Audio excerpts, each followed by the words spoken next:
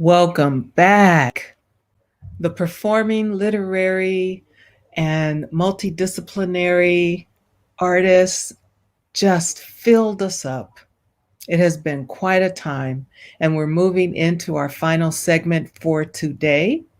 And I want to invite us to just become even more present than we already are. So let's just take a moment to just breathe together and loosen whatever is tight and just breathe so that you can receive what's coming. I want to remind you also, if you encounter tech issues, to visit the Crux Tech Help Breakout Room, and they will assist you right away. And I want to thank each and every one of you in this moment and all who hold and surround us. This is truly special to be moved and touched, to witness and to give and to receive. That's what we're here for. Make sure you connect after this next section of sharings. And just a reminder, we're going to have a little Zoom party afterwards.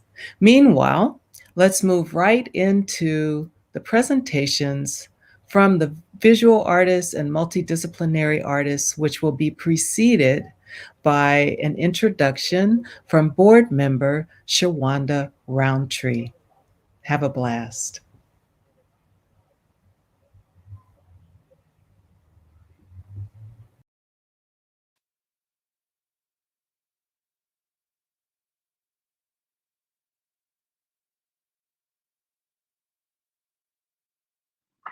Hi, I'm Shawanda Roundtree. I'm based here in Washington, D.C., and I am so excited to be here at the Creative Capital Retreat. You're going to hear from some amazing artists in the visual arts and multidisciplinary artists category, which is sort of near and dear to my heart from the standpoint of being a collector of contemporary art and a supporter of contemporary artists in their practice. And I'm also on the National Advisory Council, and that is my way of paying it forward. I hope that you will consider paying it forward as well by donating to Creative Capital and providing resources. Thank you so much for being here.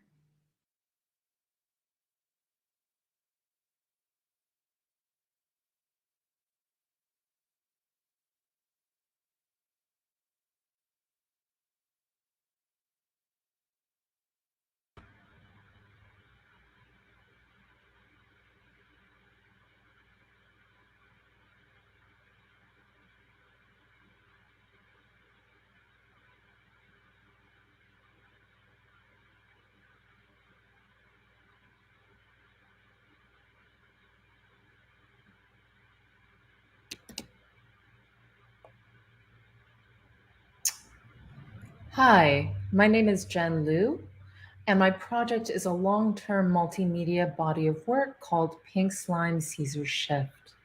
We'll start with some video.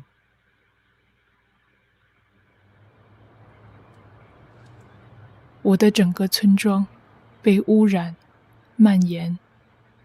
Collective disappearance. When the population cuts off social contact with the opponent by disappearing, abandoning their homes. 现在的村庄调度十分有序，当生人靠近，村民们就完全撤离，掩埋所有食物，带走了所有的器皿，退隐山林。早些时候，中国中部一个县的县长有指示进行人口普查，县长对下属的报告不满意，因此自己去计算居民人数。居民对他的执着感到震惊，并担心他要征收一些压制性的税。他们逃离了城市，躲在田野里。这位官员因碰壁而颓丧，最终上吊自杀。他留下了以下记录：男性无。女性无。14岁以下的儿童无。总计无。 Okay, if we can stop the video, please. Thank you. If we can go to the next slide. Thank you. At the core of Pink Slime Caesar Shift is how insurrectionist ideas can be transmitted and received. Genetic engineering is the vehicle within a larger artistic framework looking at women's industrial labor in China, global environmental racism, and the possibility of the grassroots misappropriation of technology. Next slide. My initial speculative premise is to use mass-produced bat-grown beef, in vitro hamburgers, to carry secret messages and vital information for labor activists in South China. I genetically engineer beef cells to carry texts encrypted into extra DNA. They taste no different from normal meat, but have a secret subtext and can be disseminated through food distribution networks. From there, I further researched the political, economic, and material histories of the particular method of genetic engineering I just used. This research becomes live action and 3D animation videos, choreographic performances, installations, and paintings that expand the imaginative possibilities of the body as factory, synthetic futures, and materiality as biopolitics.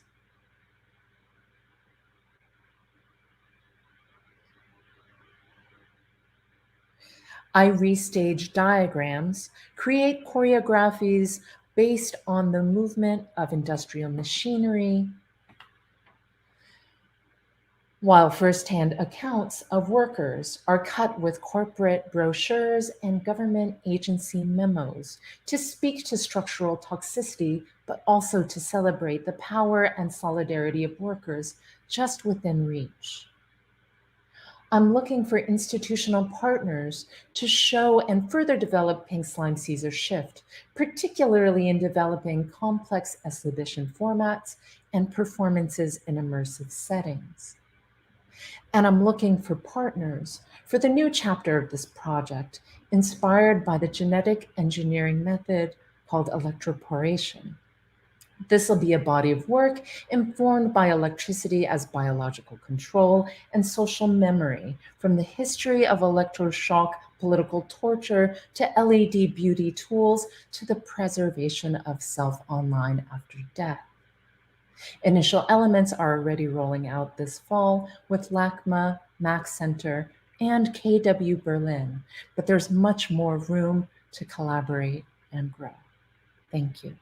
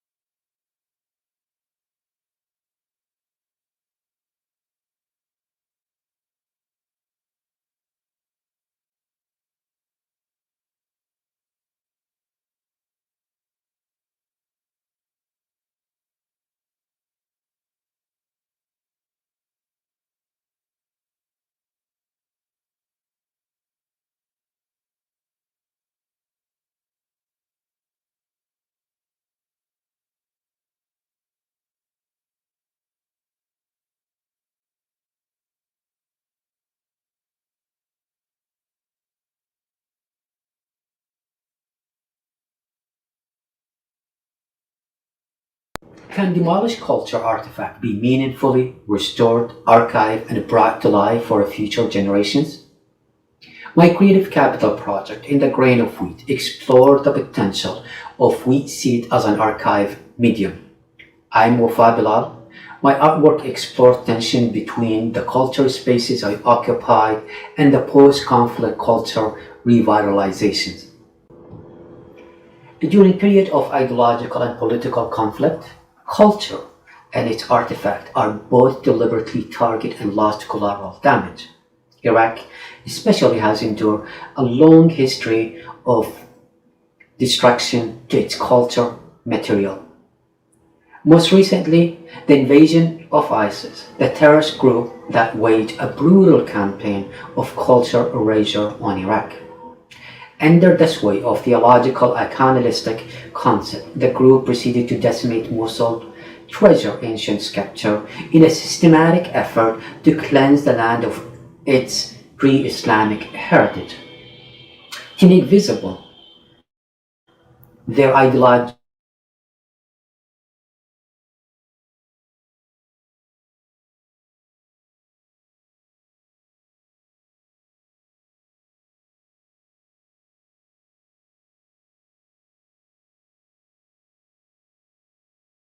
Mosul Lamasu sculptures were depicted as hybrid of a human animal guarding the gates of Nineveh.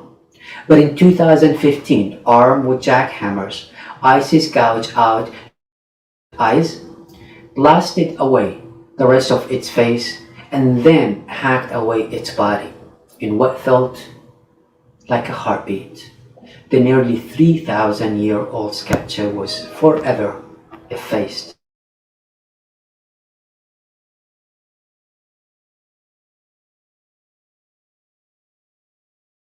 To capture high-resolution images of the Lamasu wind bull and wind lion in the museum collection.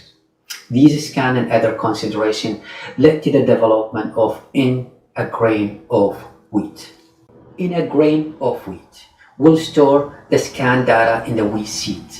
Seeds have been nature storage medium throughout history, and in the context of this particular project, I'll be working with wheat as first cultivated in the Fertile Crescent, home turf of the Lamasu of Nineveh. Here, the wheat seed will play a starring role not only in the service of cultural recovery and sustainability, but in provide fertile ground in which to pioneer thoughtful new intersection of a humanity, research, and data science. The future of this project is bright and manifold. First, I'll make all digital assets produced for the project, including data, cellular organism, and storage wheat seeds available to the public through an online and offline publications. Additionally, the modified DNA wheat seed will be sent to safe preservation to seed banks and showcased in public art exhibitions. But I can't do this alone. I need your help. I'm currently seeking the assistance of a lab and scientists to collaborate with me on this ambitious project. The science community is in the heart of this project as they will guide the insertion of the digital assets of the Lamasu scan into the wheat seeds. For the time being, Iraq has no seed bank, and I wanted to establish network by gathering historical seeds in Iraqi region. The seed bank is not only an archive but an index for the entire region to save the ancient grains. Our first step is to acquire these grains, and our long-term goal is to enrich the region by rebuilding Iraq seed bank. There is great urgency to archive these monuments as they are part of our heritage, culture, mythology, and ancestry. This project revolutionizes data collection, archival processes, and celebrates the raw power of nature working creatively with humanity. Together, we can transform the ways knowledge is shared to pave the way for future generations. Please consider joining me and my team on this remarkable journey. Thank you.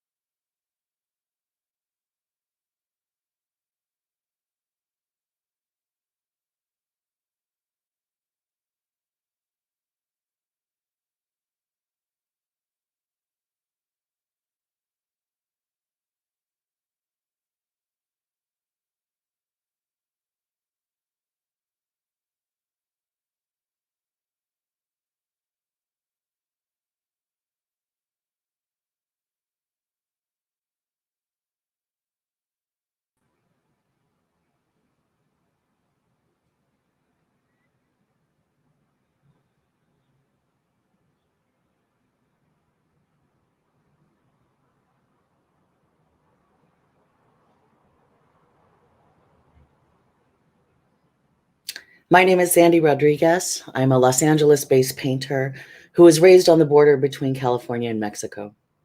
I'm excited to share with you a bit about my work and bring you up to speed on my first year of R&D for my Creative Capital project that coincides with the 500-year anniversary of the Spanish invasion of Tenochtitlan. My latest series, the Codex Rodriguez Mondragon, is a collection of maps and specimen paintings about the intersections of history, social memory, contemporary politics, and cultural production. It incorporates a hand-processed colorant and mineral pigments onto a sacred, ceremonial, and once outlawed amate paper, reclaiming and reaffirming the indigenous artistic traditions of the Americas. My insistence on plant material is significant not only for situating the work within specific floristic provinces, but also their medicinal and healing properties. This makes my maps not simply a representation of the place. My maps are objects that actively embody their constituent parts. My investigation into indigenous color in the Americas led me to research the Florentine Codex and the history of image and color making in colonial Mexico. The Florentine Codex is a 12-book encyclopedia compiled by Fray Bernardino de Sahagún and 21 indigenous writers and artists during the middle of the 16th century. They created the compendium of the things of New Spain with parallel texts in Spanish and Nahuatl, with over 2,000 painted images to accompany this text, providing a third layer of information. The Codex Rodriguez Mondragon functions as a 21st addition to this historic archive of colonization and indigenous resistance. My work pulls at the colonial threads of violence, caging, family separation that persist to this day. It is important to mention that the Florentine Codex was created under a colonial regime at a time when their world was changing radically, and was created in part under quarantine during a pandemic that wiped out 90% of the population. I place immigration detention centers, the armed apprehension of migrants, within a larger context of indigenous life worlds, connecting human, plant, and animals as cohabitants, relatives of this region. As human rights abuses in the United States become more extreme, particularly with Latino and indigenous communities on both sides of the US-Mexico border, I'm conducting interdisciplinary research on recuperating indigenous knowledge systems like plant medicine and pigment recipes. My Creative Capital project, Book 13, After the Conquest, Codex Rodriguez Mondragon, will expand on this codex through an immersive multi-room installation, presenting field study, archival research, and the production of works to create a space of healing and visual possibilities for current and historic traumas. This year in isolation, I have been researching and making new work for 8 museum exhibitions opening across the country in the fall and the spring. I invested year 1 of Creative Capital monies on supplies, rented a 7-week, 900 square foot studio on 2.5 acres. This type of space allowed me to ethically collect plant specimens, conduct research, process watercolors, and imagine what these installations might become. I've ordered custom sheets of amate paper, hired a bookmaker to create oversized amate accordion books, and those will serve as the prototypes. I'm also working on a 10-foot folding screen to experiment with these immersive installations. And while I don't know what the final installation is actually going to be, it might be a room-size amate accordion book that you read as you navigate, painted in the soil and plants based from each site depicted spanning the entire US-Mexico border, with sculpture, field study materials, live plants that contextualize the narratives of resistance along the border from the past 500 years. My ask is to realize this project, and my ask is 3. I need 2 6-week residencies in 2022 along the border. The second ask is I need a publisher for my catalog. The third is I need a venue for the project with robust public programs and education departments. I will be reaching out to orgs along the border as well as to activists to imagine how this project can strategically amplify campaigns during the run of the exhibition. Thank you so much for your time.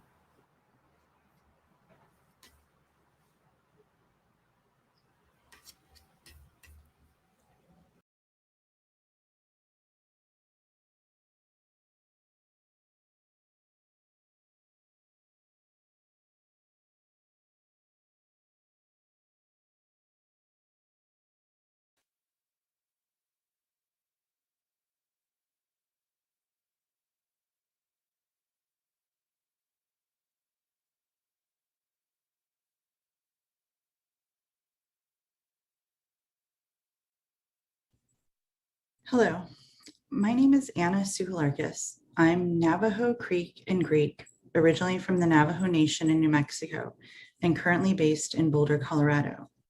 While I'm a trained sculptor, I work across numerous disciplines, including installation, video, and performance. I've always been interested in exploring my Native identity, how it is perceived by others, and the assumptions that come along with it. I've also been interested in the expectations that come along with being a Native artist, and how the work I'm expected to make should be craft-based, stoic, educational, and precious. While the foundation of my work is based in Native traditions, philosophies, and pedagogies, my work utilizes new ways of working and telling those stories. As the framework for those stories integrate new techniques and technologies, the meat of my work is based off of the teachings I've learned both as a student of my family and academic histories, as well as moments experienced as a Native person. I want to expand the definitions, boundaries, and stereotypes that Native people face in the world and in the museum space. My creative capital project is called Indigenous Absurdities.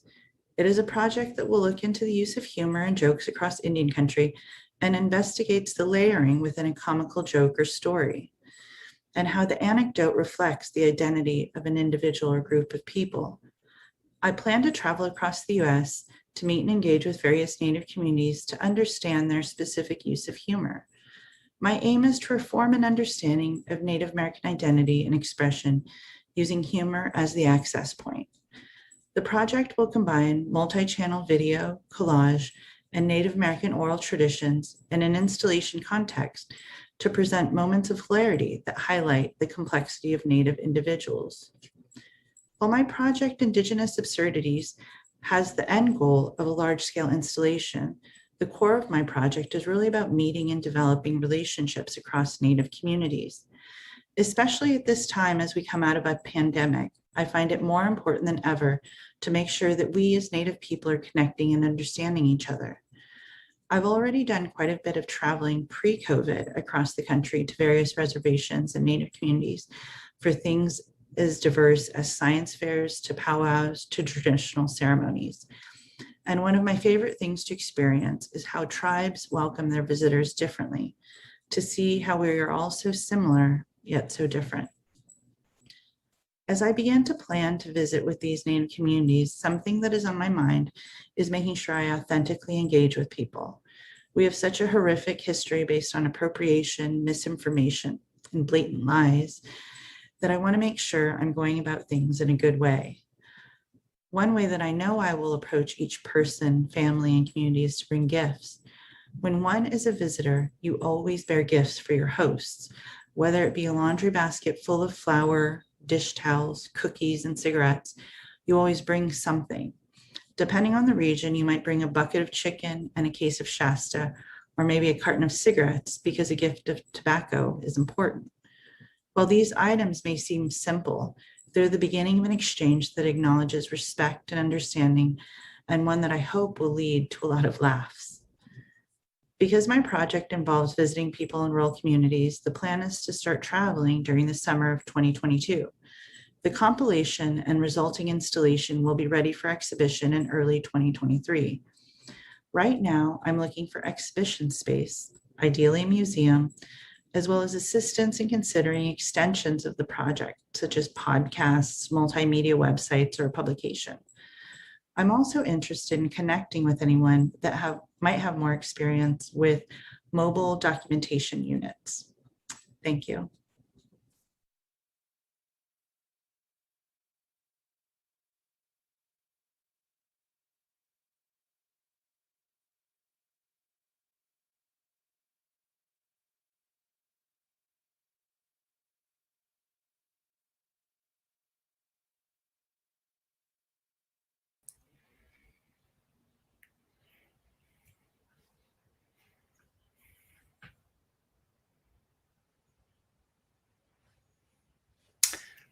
Hello, I'm Chris E. Vargas, the Executive Director of the Museum of Transgender History and Art, or MATHA. MATHA is an institution dedicated to highlighting the significance of trans art and history to the cultural and political landscape. That's right. That's right. Not a patriarchal history, not only a feminist herstory, but also a gender-neutral, trans-centric art and activist herstory. Matha's Creative Capital funded project, Trans Herstory in 99 Objects, is a visual and material exploration of artworks and archival objects that hold significance in narrating the history of trans communities. The project so far has taken the form of 6 gallery exhibitions, and iterations have taken place at the One National Gay and Lesbian Archive in LA, the Henry Art Gallery in Seattle, the Legacy Gallery in conjunction with the Trans Archives in Victoria, British Columbia, the Portland Art Museum in Oregon, the New Museum, and the Oakland Museum of California.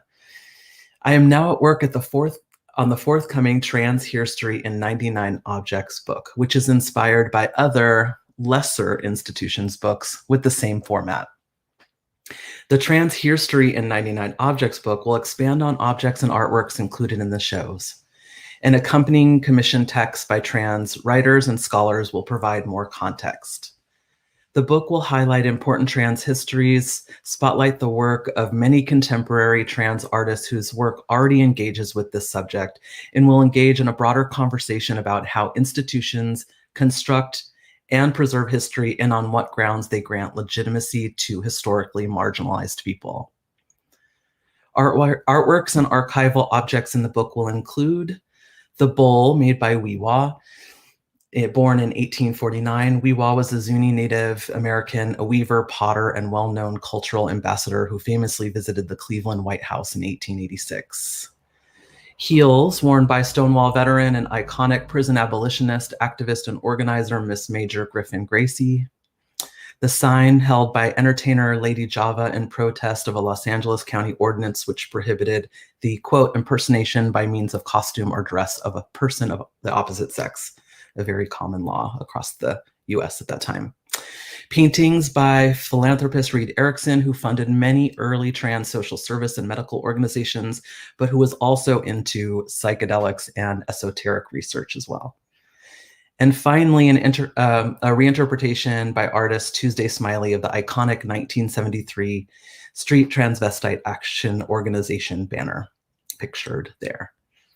As I mentioned, Trans Herstory and 99 Objects is a project of the Museum of Trans Herstory and Art, whose mission is to ask audiences to think critically about what a visual history of trans life could and should look like, and if it's even possible to compile a history of an identity category for which the language is fairly new, still rapidly evolving, and generally inadequate to understand transgressive gender identities across culture and time. And did I forget to mention that, like the current state of trans herstory, the museum is still and forever under construction. Matha is a conceptual project with occasional physical iterations, and it celebrates the recent boom of transcultural production and institutional inclusion while pushing against and pointing out the limits of the museum itself. In support of Matha and the ongoing project, Trans Herstory in 99 Objects, I am looking for an institution to host a retrospective exhibition for the 10th anniversary of the project, which will coincide with the launch of the book in June 2023. So get out your calendars. You have some time to think about this. For the book, I'm seeking a publisher as well as additional funding for expenses like commissioning accompanying texts, image rights, and photography. As many of you know, the trans rights are currently and continually under attack. I'm referring to the dozens of recent bills that seek to prohibit trans youth from competing in student athletics in a manner aligning with their gender identity.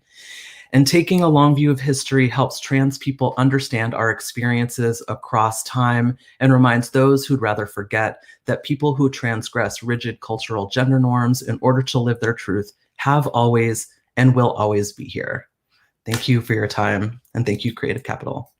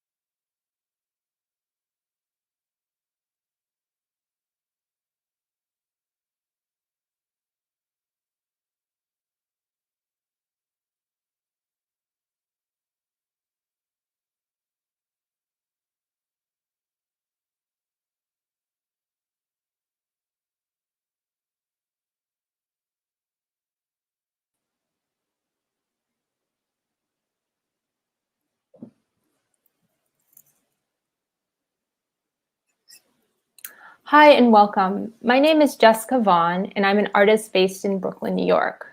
My creative capital project titled Working Procedures is a constellation of artworks, sculptures, 2D works, and time-based artwork as well that I will create in the next year that tackles specifically everyday structures that inform our understanding of labor, work, and the body. In my studio-based practice, I work with materials and images that are seen as the cast-off, the residual, what gets thrown away or overlooked, what no one really cares about in the production or work process. So in 2016, I began procuring materials from the City of Chicago's public transit. The series After Willis Rubbed, Used, and Moved consists of seat inserts used for seating on these trains. For this work, I mount seat inserts to exhibition walls. To make this artwork and the subsequent artworks to follow, I navigate channels of formal and informal requests, asking questions, seeking contacts, and researching different sites of labor and city infrastructure. In the artwork seen here, named after the manufacturer's upholstery colors, these floor cutouts combine the bus manufacturer's leftovers of transportation upholstery, scraps with custom-shaped plexi that mimics the existing industrial cuts. I like even the way that the material is physically manufactured to unravel and separate with ease. You sort of touch it and it falls apart. This unraveling is a reminder, in a sense, that there are actually people making and producing that work and running those machines. So there's this relationship to the machine and the body and working through space where oftentimes labor goes unnoticed or is treated as invisible that I want to make evident and will continue to explore in my creative capital project, Working Procedures. My most recent project, Irrational Rest at the ICA Philadelphia, was my first attempt with working with light as a material. Using the office workday that is dependent on clocks and artificial light as a starting point, Irrational Rest consists of 132 light fixtures mounted on a 15 by 20 foot aluminum grid structure. Operating on a 24-hour cycle, the work is automated to run counter to the sun, shining brightness at night. When the gallery opened at noon, Irrational Rest was at its dimmest. The piece reached its brightest point at 1 to 2 a.m. in the morning when the gallery was closed. The audience never saw the brightest point as seen in this video. The recent completion of my first light sculpture at the ICA has inspired my current research and development into the time-based light sculptures for my creative capital project. For Working Procedures, I look to create smaller one-off standalone bulbs that can be installed on exhibition walls or ceiling fixtures. I will capture measurements of the intensity, color, and luminosity of lighting in different workspaces. I want to create a series of bulbs that reference back to sites of labor, including warehouses, post office facilities, grocery stores, healthcare facilities, schools, my studio, for instance, just to name a few. Here's an image of different bulbs that I've been researching and looking into to think about orientation, shape, and form that these standalone bulbs can take. I'm inspired by the conditions of artificial light, and I'm particularly interested in how unseen measurements and the scale of light can influence how our bodies interact with the work we produce, with others, our health, and our comfort. Oftentimes, the idea or concept I have for an artwork dictates the materials that I will work with, rather than my expertise or comfort in a particular medium. For me, it takes consulting and collaboration with others and institutions to develop a project. To sustain the development of this new work and future presentation of it, I'm requesting for Working Procedures. 1, a production management team that brings various expertise in lighting, programming, and construction together to create these light time-based sculptures. 2, collaborators in engineering and/or artificial light research interested in exchanging their research. 3, individuals connected with city agencies and/or institutions like the post office, public school districts, and other municipal buildings who would be able to provide access to city energy meter readings and specifications. And 4, collaborative exhibition opportunities and partners interested in exhibiting this new body of work. Thank you for your time, and I look forward to collaborating with you in the future.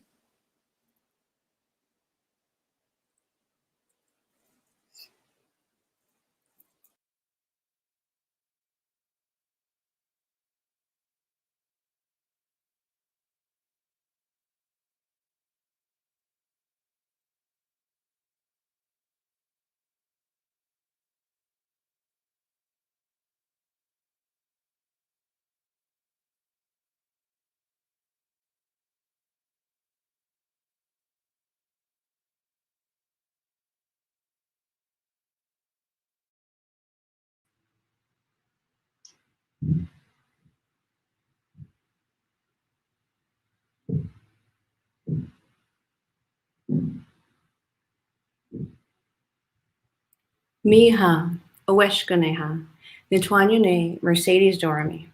Hello, my name is Mercedes Dorami, and I'm happy to be here. I'm a visual artist based in my ancestral homelands of Tovangar, which you all might know better as Los Angeles. I grew up playing on the hillsides of Southern California, getting to know the deer trails, the smell of the grass in the summertime, learning when the water flows through the creeks, and when to look out for rattlesnakes. I call on these learned and ancestral connections to the land to explore the problematics of visibility and cultural connection to place. I create installations using photographs, sculpture, and intuition to remember and reimagine the land and sky as indigenous. I ask that we remember the ground we walk on and who the original caretakers are, and I also remind us to look up. My father teaches me always to emphasize our humanity and to see the overlays of time and experience that shape us all. This image from a reburial ceremony where we laid to rest over 1,200 of our ancestors who were displaced from their resting place to make way for tract housing development. I create permanent records of indigenous presence in a city that sought to erase us. This image, Smoke to Water, Para Apuchin, is taken at a freshwater spring where my Tongva grandfather and many Tongva before him gathered water. I make ceremonial interventions in the landscape using traditional Tongva materials such as red ochre, abalone, white sage, to create contemporary expressions of ceremony. This image, Breath, Spirit, Wind, Hikaye, shows the connection of these concepts as Hikaye means breath, spirit, and wind in Tongva. I return to landscapes of cultural and personal significance. Each time I return, I find something new. This image, Shishanga to the Land of the Dead, is a portal I made in collaboration with a spider. I make maps for moving between worlds. I create body relationships with the cosmos using markers in the night sky's navigational tools. This image of Pahe Shishiyut, 3 big stars, uses Orion's belt to mark east and west. I make micro-constellations, mirroring events in the night sky like eclipses, moments where we continue to gather to gain perspective and awe. I incorporate photographs and sculptural installations to ask the viewer to see through my lens, through my eyes. Each piece I make is an outpouring of intense focus and connection, pulling from ancestral ties and research and moving it all into the realm of the future. My work is an expression of all of these overlays of experience, of moving through the land and the sky as an indigenous person, being called a trespasser on my homelands, and reconciling how to work through these experiences while embracing empowerment. My project for Creative Capital, Eclipsing Shadows, We Ashar Mayokmok, is in the idea phase. I am currently gathering materials, source imagery. I'm doing research in my community around ancient and contemporary connection between land and sky. Eclipsing Shadows, We Ashar Mayokmok will be an immersive, contemporary imagination of a cave art site, using reflected light, photographs, sculpture, and recreations of Tongva songs to build the experience of a solstice. I collaborate with the land and cosmos to empower the expansion of perception, experience, and imagination, and I insist on removing Native people from the past tense and reimagining our decolonized sovereign future. To make this project the success I know it will be, I am looking for workspace outdoors in the hillsides or undeveloped areas of Los Angeles. If you'd like to donate land for Tongva cultural use, I'm happy to talk about that as well. I would love some residency time with darkroom access in the summer months. And I'm also looking for partners in venue to expand and build pathways into new geographies and cities where reconciliation is needed to address issues of displacement and disassociation between us, the land, and the sky. Thank you so much. I'm so happy to be here, and I look forward to talking to you all more.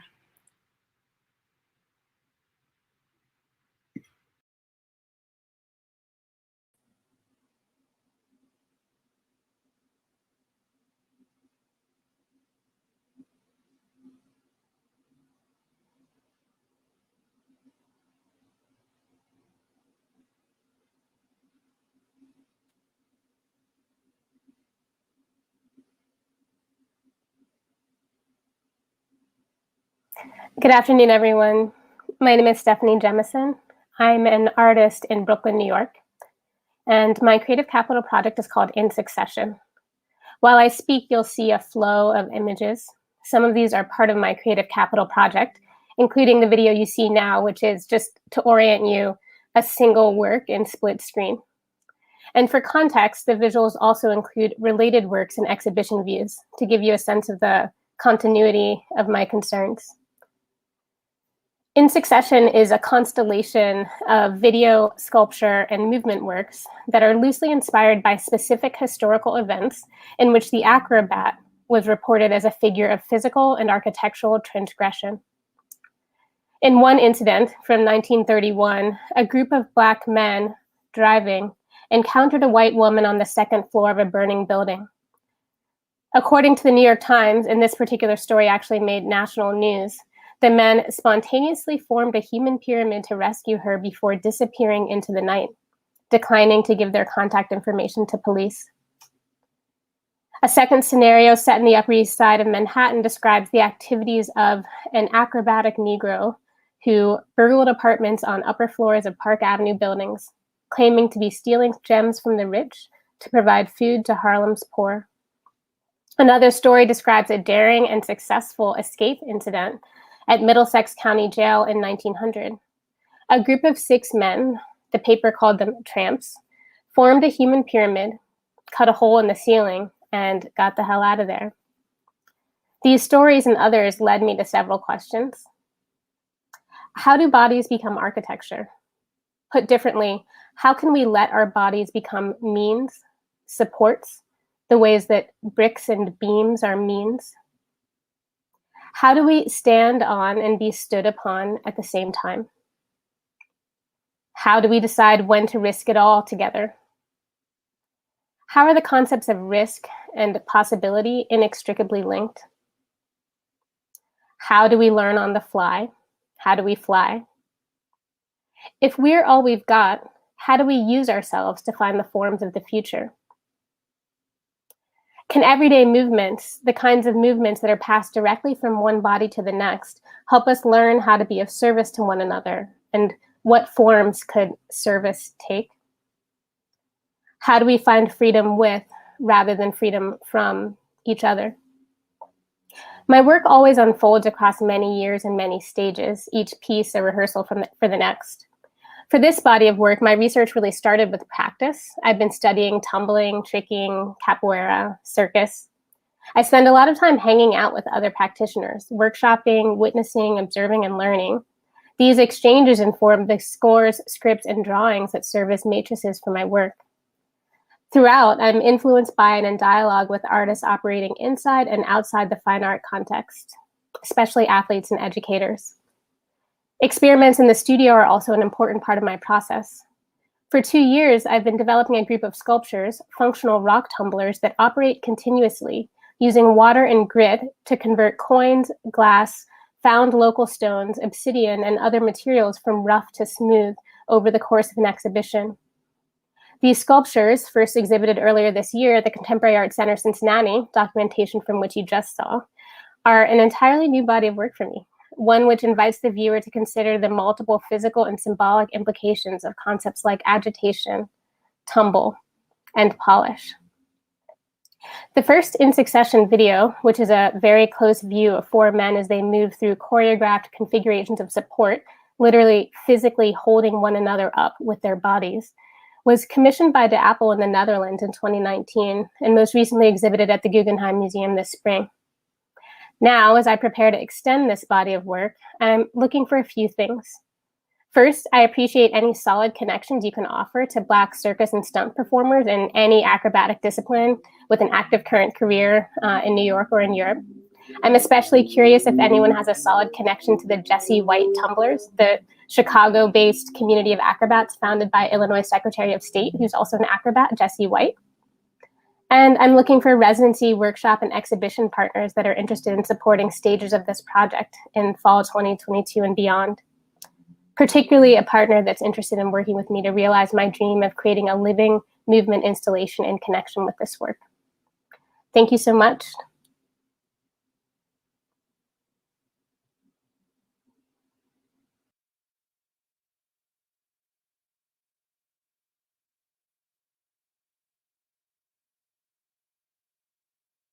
We must practice maintenance rather than preservation.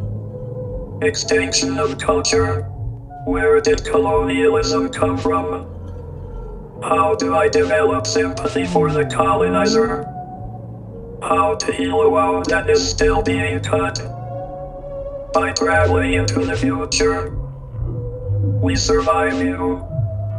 All my relations is something to constantly recontextualize. This is technology. The environment around me also defines me. We must see Earth with reverence. We must practice maintenance rather than preservation. More than human kinship. Capacity to care and be generous. How do we maintain culture into the future? Get out of the way. Allow nature to heal itself. Repair is a cultural bond. We look to nature to learn how things work. The principles of anarchy teach us, see and eat, feel and eat. Nothing is, it only seems to be. We must recognize the brutality of the present. Survival is difficult, but struggle is what makes life interesting. Put more in than what you've taken out.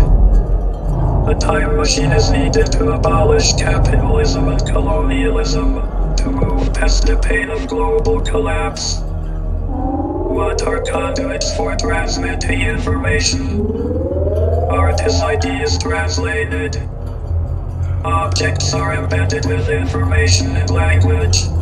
Adornments are symbols of achievement. With more time, our ceremonies become more elaborate. Artists are social engineers. Language should describe what we understand. It should communicate relationship. Lakota, Mandan, language is built around nouns in action. Code is action-based.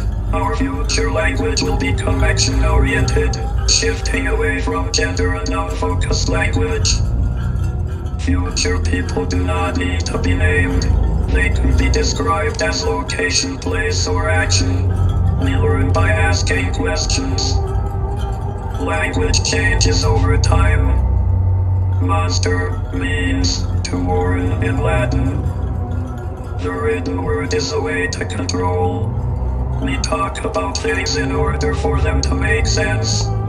The way we communicate changes who we are as a species. How did the environment construct me? Am I artificial? Consider all the things we've developed synthetically, and yet their materials are birthed from the same stars as I. Inspiration comes through observation. Privilege does not generate ingenuity or complexity. Privilege yields mediocrity. Empathy separates us from animals. In the future, we will have an economy built on emotional exchange. To conceive something is to put it in motion. How can AI teach us to live according to mutually assured survival? It could comprehend hyper-localized or regional relationships. It could survive toxic places ruined by our ancestors. The intelligence doesn't lie in the mechanism. It is found in the growing, collective hive mind. No part of this intelligence is individualistic. Therefore, we have a symbiotic relationship with AI's hive intelligence, which is centralized but spread out over a large area. Intelligence is familiar. It could teach us kinship with something more than our own. We could give intelligence more agency. We make it. It is an extension of nature. AI will develop for its own survival. What if it could learn from a civilization that lives with the environment rather than capitalizing on it? Dominion threatens intelligence. How will intelligence be powered? How can it be more like a plant? We must become responsible for information. We must acknowledge its continuum. We are not immortal, but we pass on genetic information.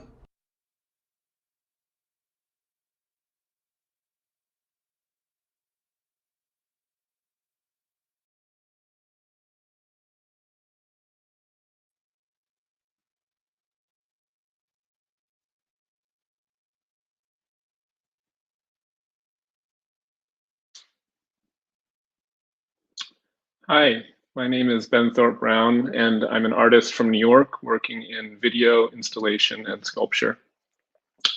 With the support of a Creative Capital Award, I've been creating a project called the Arcadia Center. In much of my work, I develop fantastical worlds as a form of social critique, and like many of my projects, I'm looking at relationships between the environment, architecture, and psychology. In this project, I'm addressing one of the most central, but perhaps fragile mechanisms of our social life, our capacity for empathy. For many years, I've been watching us fail to live together, and I found myself asking many questions. How can we change how we live together? What allows us to care for one another? And what happens to empathy in moments of great social and environmental distress? The Arcadia Center is an imagined institution for people to develop their empathic capacities with one another and the larger natural world. Inspired by world-building tactics of science fiction, I've produced a body of work that hovers between the familiar and uncanny and includes a participatory workshop, furniture, a series of sculptures, and a film installation called Cura. The Arcadia Center's first chapter was presented in the summer and fall of 2019 at the Jus de Paume, CAPC Bordeaux, and Museo Amparo. This series of shows was an amazing opportunity for me as an artist, as it was my first commission, my first institutional solo shows in Europe and Mexico, and also my first opportunity to make a catalog for an exhibition. Some of the work was included in the 2020 Istanbul Biennial. I'll do the next slide. And just last week, I was able to open 2 exhibitions of this work in Belgium, one of which was in a former monastery. In the film Cura, the protagonist is a giant sulcata tortoise who speaks and sings in the first person plural and lives in a Richard Neutra house in Los Angeles. Expanding upon a Roman creation myth where the practice of care itself is central to the origin story of humanity, Cura comes back to Earth and delivers their message. The voice of Cura was performed by renowned vocalist Joan LaBarbera, and when exhibited, the viewer's body vibrates with what Cura has to say. I also designed and produced 2 participatory aspects of this project. One was a guided empathy training exercise inspired by research into how doctors and nurses are trained to maintain the empathic care of patients. The other was a series of sculptures that function as a shrine for care, resilience, and survival. I'm currently developing a new chapter of the Arcadia Center that will take the form of a garden. Through landscape design, ceramic sculpture, and a sound installation, the garden will be an immersive setting for an experience that shifts and unfolds over time. I'm planning to open this garden in the spring of 2022 as a follow-up to my current show in Belgium. My work has recently been presented in Europe, and I think many in my community here in the US haven't gotten to see this work. I made this work in response to so much going on in America and in my own life over the past few years, and I'm really looking forward to sharing this with people here in the US. So I know some of the people here are in a position to develop exhibitions, and I'd love to share more and talk to you. But also, if anyone has any thoughts or experience with presenting this work and its next chapter in a wonderfully unique architecture or environment, I'd be curious to hear ideas. And finally, I'm interested in having conversations with landscape designers and gardeners in case anyone has contacts they might recommend. Thank you all, and now I'm going to introduce you to my singing tortoise, Kira.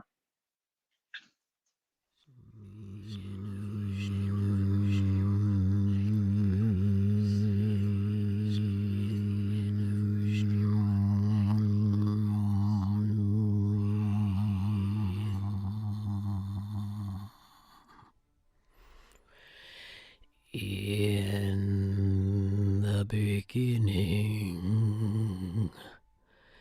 you were clay.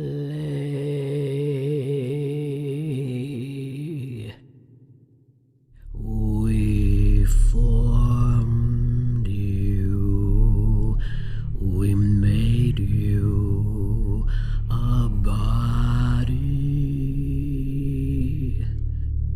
We breathed life into you. We cared for you. We designed you to care for others.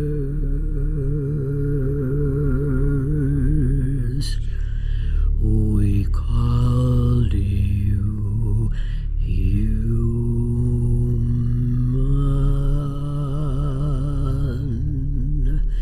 You called us cute.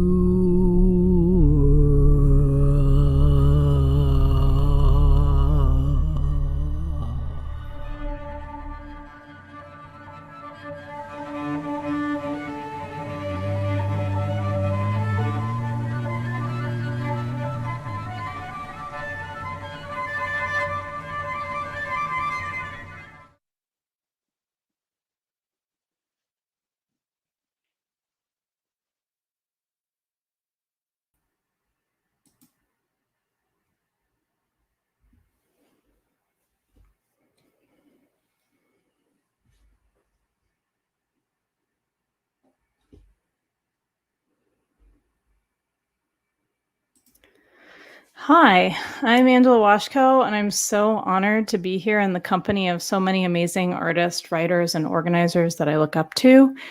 Thanks to everyone for their presentation so far. It's very intimidating to go after all of you.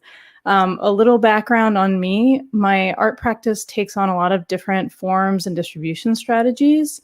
I am a research-based feminist artist making storytelling projects and social practice interventions, spanning video games, writing, video art, and performances within virtual environments, among other things. Before I share my Creative Capital projects, since I'm still at the beginning of my journey with Creative Capital, I'd like to give a little context for my practice. Across all of my work, I'm focused on the impact that mainstream media and technology platforms have on distributing public understandings of gender and sexuality. For 4 years, I shifted from hardcore player of World of Warcraft to performer and interventionist in the game space. The Council on Gender Sensitivity and Behavioral Awareness in World of Warcraft was a conversation and protest platform I started inside the game environment as a way to address the issues of exclusivity that players face within the game's community by meeting and talking about it regularly and taking up space with the often silenced perspectives of women, players from the queer community, and players of color in an environment that is frequently hostile toward these voices. Although the primary context for this particular work is the game environment itself, I like to present my work both inside and outside of traditional art contexts.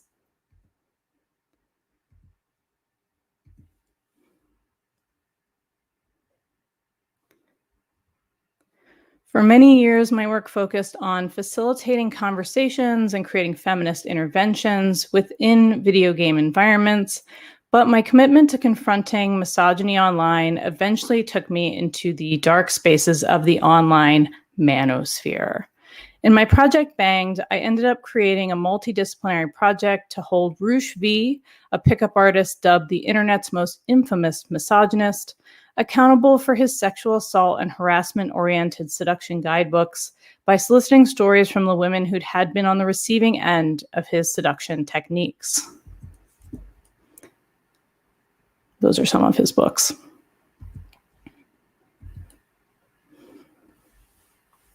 In a continued effort to hold him accountable, I also interviewed him, which was an accidentally 2-hour-long endurance performance. Roosh V and his pickup art practice represent only a narrow slice of the male seduction community and its impact on women. So after the Banged project, I created The Game, a video game which allows players to experience and analyze the seduction techniques of infamous pickup artists, which were taken from the pickup artist's own seduction coaching materials, from their books, from their websites, from footage of conferences they hold, and video coaching programs they produce. It also has a soundtrack by the band Shoo Shoo. The Game was originally exhibited as an installation in institutional environments, but it's now available to play in full online. But hopefully you're seeing a pattern here. Feminist research inquiries into anti-feminist online communities that end up manifesting in interventions, interactive experiences, and installations. My creative capital project has shifted substantially in the past year. In 2020, in the middle of the global pandemic and in the midst of waiting on the voting count during the most recent presidential election, Yvette Stiles was born 3 hours after it was confirmed that Donald Trump would no longer be the president of the United States. Giving birth in the middle of the pandemic was surreal. I never imagined I would give birth with a mask on.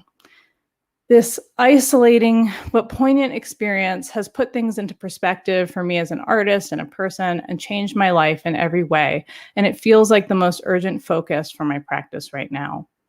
Mother Player is an in-progress narrative storytelling video game.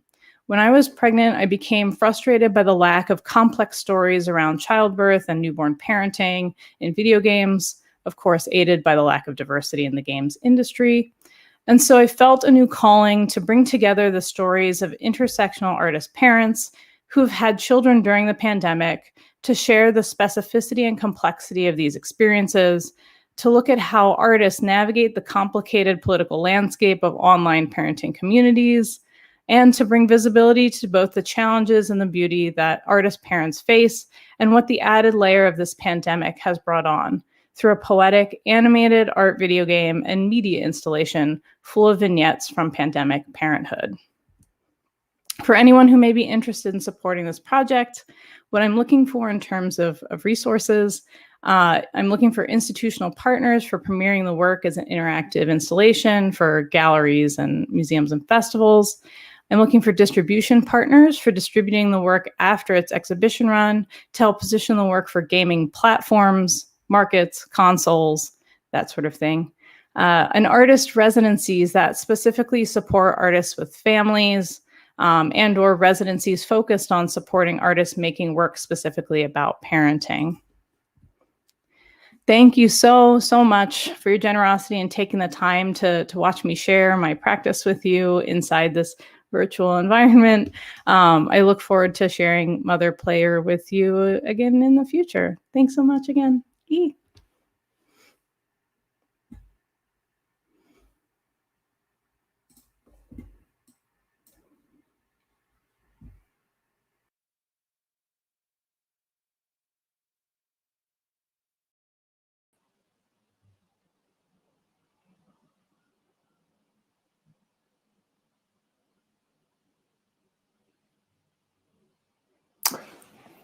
Good evening, distinguished colleagues. Thank you to the Creative Capital staff and production team. My name is Kamal Patton and my project is TELL. TELL is a platform for performance, study, and contemplation. The project name refers to the archaeological term for a mound, formed by the accumulated remains left by communities occupying a site over time. The project is an examination of memory, considered as layers, strata, residue. TELL's an archive, an open document, a dialogic construct. TELL is a thing, that is an assembly or community. Past iterations have been presented as transmissions, walks, conversations, engagement with archives, and a publication series. TELL has existed as a flexible project space, a reading room, a platform for thinking through shared concerns and potential actions. TELL is a series of listening events, which focus on text to sound and electroacoustic works. TELL and the projects it houses considers how one might configure space for research, performance, and the exhibition of ideas, as well as a platform for publication. The journal's focus is on poetics of the built environment, of human ecology, speculative architectures, and earthworks in relation to landscape and earth processes. TELL aims to provide a forum for research, and my hope is that the project will bring together investigators from different disciplines to explore new concepts and new methodologies and create new tools. Working through an expanded field, the project aims to question how the structure of a publication might evolve in relation to the encroachment of cyberspace, telematics, and transmission technologies, to provide a commons which fosters critical inquiry and constructive intercultural exchange. I've utilized my teaching practice and museum-based engagements as opportunities to explore the intersection of art and pedagogy. Support of this project will further this interest at a pivotal moment in my practice. The project allows for an integration of my work in social practice, installation art, sound, performance, and publishing. This year, TELL has been in a research phase. Coaxial Arts in Los Angeles provided technical support and exhibition space. TELL presented a series of listening sessions on DubLab, a 2-night series of Twitch performances, a virtual opening for the Coaxial 3D Gallery, a drive-by opening at the Coaxial site, and a broadsheet.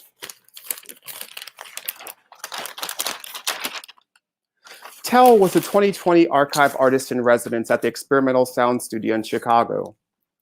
Utilizing recordings from the Sun Ra El Saturn collection, TELL produced The Past and Other Dreams, a double cassette made in collaboration with the Creative Audio Archive at ESS, in an edition of 200. Under the auspices of the Lone Wolf Recital Corps, TELL partnered with the design group Workplay and the Pulitzer Arts Foundation to produce an LP and catalog, which focuses on 2 of the multidisciplinary artist Terry Atkins' scores from 1987, Second Mind and Alto Age. The publication is in production and is set to be released this year. This summer, TELL was a Hudson is Muse artist in residence at Basilica Hudson. During the time of the residency, TELL continued its research on the poetics of landscape, focusing on the local ecology, and developed a composition which uses the Hudson landscape as a material and inspiration for new sound work, which was premiered at the site. A publication which reflects upon the engagement, as well as a tape cassette release, are forthcoming. Looking forward,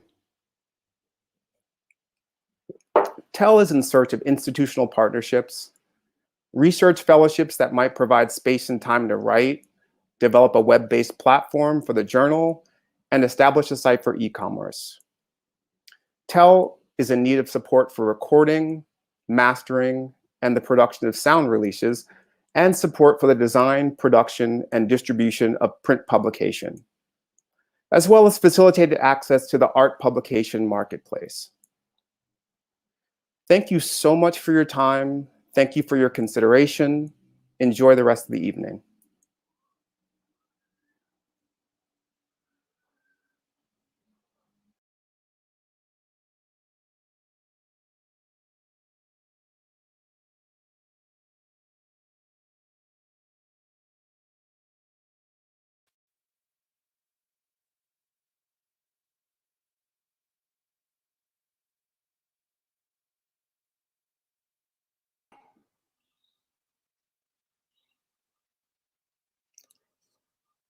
Hello, everyone. Hello, everyone. My name is Polly Applebaum, and I'm a visual artist. My genre is installation and craft.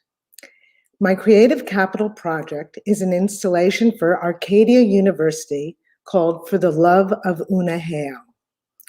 These first images are recent installations that can give you some context for my current project. The title slide is from a retrospective of floor-based works at Belvedere 21 in Vienna in 1918. It is called Happiness Runs. This is a recent gallery show, The Potential of Women.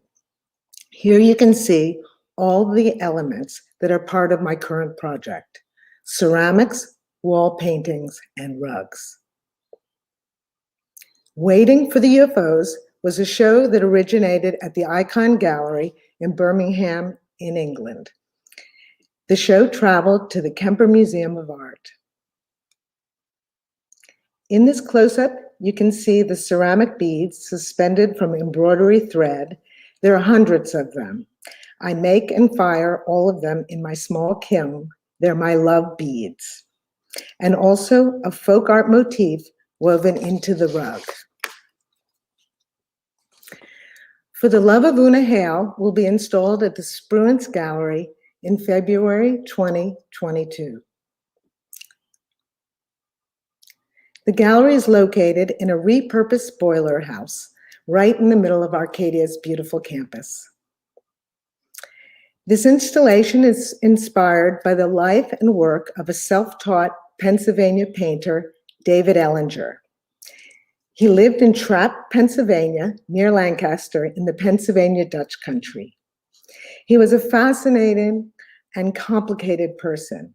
He made a living as an antique stealer, but also, and this was back in the 30s, he was active as a drag performer under the stage name Una Hale. Craft, local history, and folk art, but it also touches on the fluidity of identity and the masks we all put on. Specifically, I started with a painting from 1955, the year I was born. It's a beautiful painting, but it bothered me that the woman had no face. I wanted to give her a face. This is my working proposal for the installation. It's a map of the gallery with the walls folded down to show all the elements I'm working on. The wall colors are based on another painting by David Ellinger that you see here in the lower left. The rugs will be traditional Pennsylvania Dutch rag rugs made with recycled fabric scraps. I'm working on 3 different types of ceramics that will be hung on the walls, including here on the right on the green wall, a face for the anonymous woman in the painting. A really important component of this project has been a residency at Arcadia, which gave me access to a fully equipped ceramic studio and the chance to work with students and with Greg Moore, an amazing craftsman and accomplished artist in his own right. These last slides show work in progress and explain the process. I start with gouache drawings in my studio, and then I draw directly on the clay.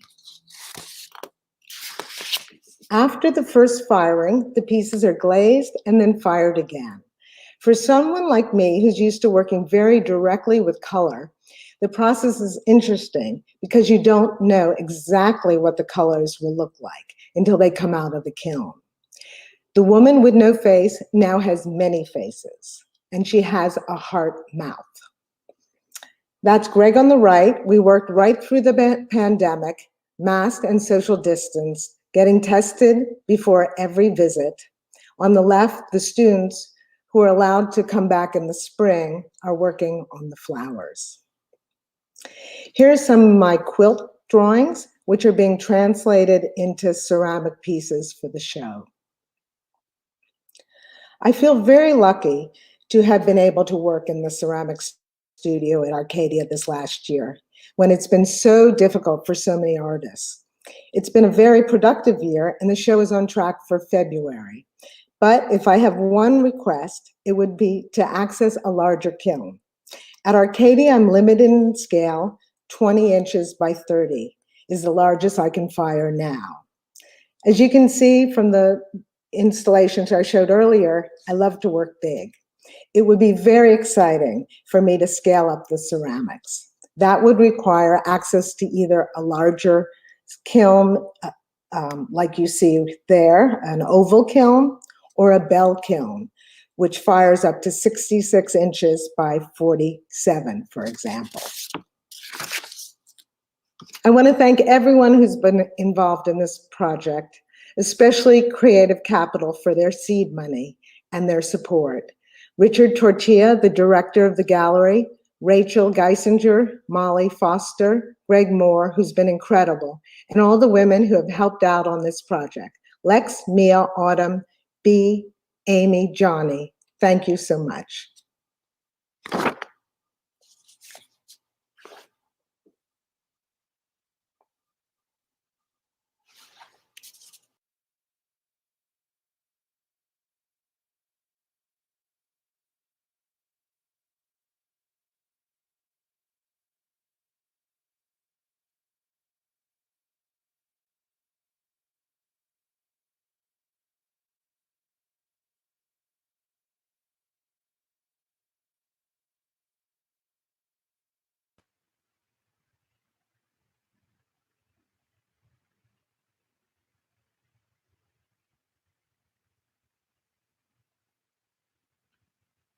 My compulsion is to give humanity a deep-throated kiss. Let me explain. There was a cataclysmic event, and it came with the susurration, "Baby, it is essential that you be shameless." In the interdisciplinary work Fecund, the perpetually pregnant man births an entire world of yes. The ensuing postpartum now has him ripping through the firmament, eviscerating his own existence. His preeminence, the exemplar of the uncategorizable, the fexing, the between, the occupants of the blur, the disappeared, the erased, and the forgotten, has decided that now is the time he must unravel his most insidious thought. Now, because time is a serpentine and twisty bitch, the cathedral was already waiting. The cathedral of the messes is the scene of a crime. A mystic has assassinated his inner saboteur. Crystalline enshrined shoes and body parts of sculpted black salt float in a sea of video, literature, and performance. The corners are filled with rituals of black glass, black earth, graphite, vellum, citrine, amethyst, turmeric, salted blades, and salted feathers. Rituals that bear names like ink, dress, scrape, stitch, mount, vanquish, vanish, erase, and flip. Then there is the stunning monstrosity. When known as ooh-wee, it hangs from the ceiling as a colossal chandelier of salty crystallization, silk thread, and a deluge of feverish yeses. When donned, it is the salt coat automata. Legend has it that a tortured saga rewrites itself every time the coat touches human flesh. This is where you come in, the visitor, the viewer, the onlooker, the guest, the voyeur. What do you think is going to happen upon that resplendent occasion when salt coat automata glistens off your skin and 1,000 cameras capture the moment you take your own breath away? Or when the wand of vanquished vanished salaciously slips through your fingers, a wand made completely of black cock feathers, a wand as large as a small child, a wand you repeatedly brush across an undulating sea that is the backs of heads rendered in graphite, swiping and uttering, "So this is what it feels like to sweep my psyche clean of all the bullshit nestled in the back of my mind."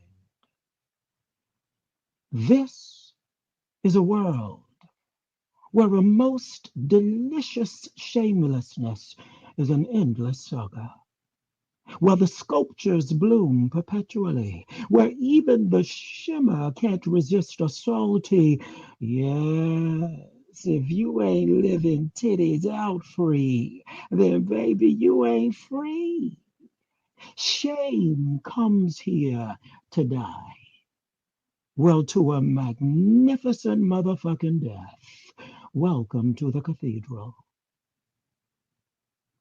In realizing the cathedral, I want at least 5 years of 10K plus square feet of temperature-controlled studio space to accommodate the broad spectrum of salt, earthen, and media works, and the means to pay for it.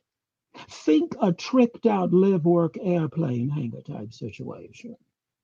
In the video Plouffe, a sumptuously clad figure repeatedly falls into freedom as they fall into themselves. I want to train and film in a free-fall flight simulator. I want partnering museums, galleries, venues, and presenters all over the world for the simultaneous unfolding and premiere of the cathedral. Exhibitions in the Americas and Asia, soundscapes racing through the tundra, a tiny and forgotten closet in Belarus filled with video. You get the point. So let's get into it. Welcome to the cathedral. Thank you.